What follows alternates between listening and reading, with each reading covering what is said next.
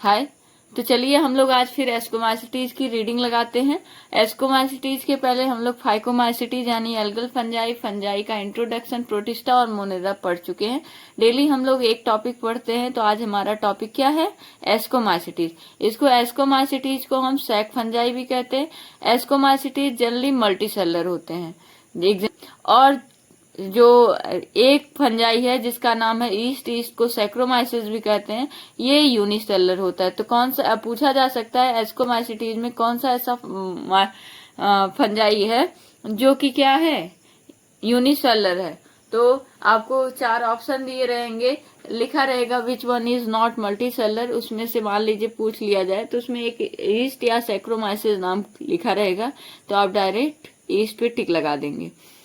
इसके बाद एस्कोमाइसिटीज जो होते हैं वो सेप्रोफिटिक यानी कि डेड एंड डिकेइंग पार्ट पर उगते हैं, उससे अपना न्यूट्रिशन लेते हैं। डिकम्पोजर्स होते हैं, पैरासिटिक होते हैं यानी दूसरे के ऊपर निर्भर रहते हैं, या फिर कह सकते हैं कोप्रोफिलस। कोप्रोफिलस मीन्स ये डंग पे यानी गाय के गोबर या भैंस के गोबर के ऊपर उगते हैं।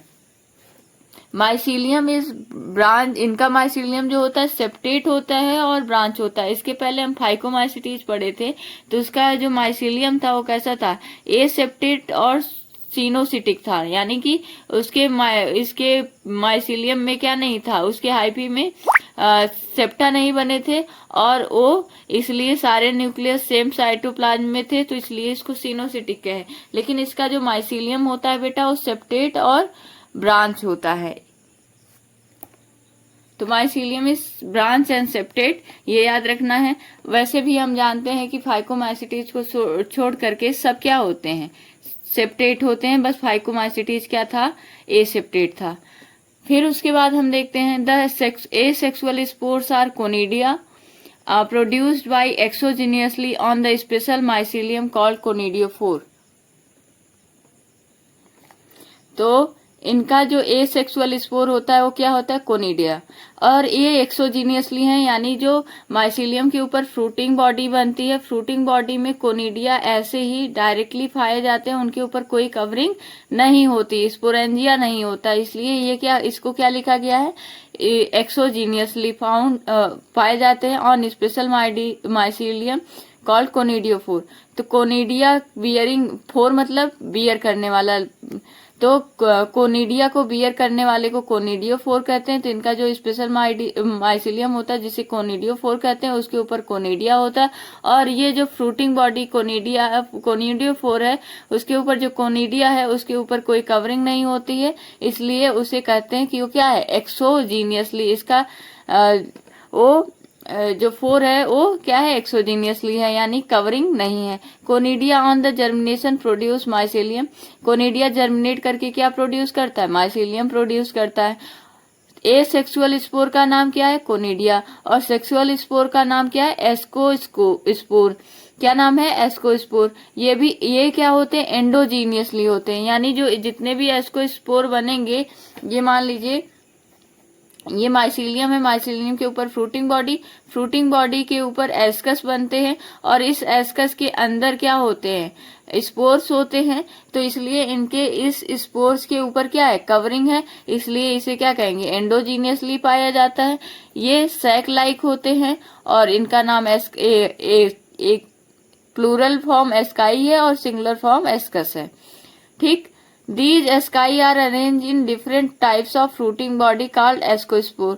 तो इस तरह से फ्रूटिंग बॉडी होती है जिसके ऊपर क्या पाए जाते हैं? एस्कोस्पोर पाए जाते हैं। एग्जाम्पल्स याद रखना है आपको। देखिए सारे एग्जाम्पल्स याद रखना है कि फाइकोमाइसिटीज में जैसे एल्ब्यूगो, म्यूकर, राइजोपस ये सब पढ़े थे, उसी तरह से फाइकोमाइसिटीज का हमको याद रखना है। सारे का एग्जाम्पल आपको सबसे पहले आपको एग्जाम्पल याद कर लेना है, और हम जो है ये सारे एग्जाम्पल्स को एक जगह नोट बना करके अपने इंस्टाग्राम पे डाल देंगे, तो आपको वहां नोट्स भी मिल जाते हैं इंस्टाग्राम पे। आप इंस्टाग्राम पे जाकर के नीट सौम्या सिंह नाम से ही देख सकते हैं। तो एस्परजिलस, क्लेविसेप्स एंड न्यूरोस्पोरा इसका एग्जाम्पल है। देखिए ये क्वेश्चन कई बार पूछा गया। Neurospora is used extensively in biochemical and genetic work. ठीक। Members like morels and truffles are edible. इनके कई सारे जो मेंबर होते हैं एस्कोमाइसिटीज के, वो खाने योग्य होते हैं और कंसीडर डिलीशियस, और उनको बहुत स्वादिष्ट माना भी जाता है। तो आपको इसमें देखिए, हमने पढ़ा कि ये ब्रांच होते हैं, सेप्टेट होते हैं, उसके बाद इनमें सेप्रोफिटिक पैरासिटिक टाइप का न्यूट्रिशन पाया जाता है। इनके एसेक्सुअल स्पोर को कोनिडिया कहते हैं, सेक्सुअल स्पोर को एस्कोस्पोर कहते हैं। तो इस तरह से हम एग्जाम्पल भी याद कर लिए। कौन सा ऐसा एस्कोमाइसिटीज है जो यूनिसेलर है, सारे मल्टीसेलर होते हैं, कौन सा है? फंजाई। तो आई होप आपको समझ में आया होगा, आपकी रीडिंग अच्छी हो गई होगी और आपको पता चल गया होगा कि हम एनसीईआरटी की रीडिंग कैसे करते हैं।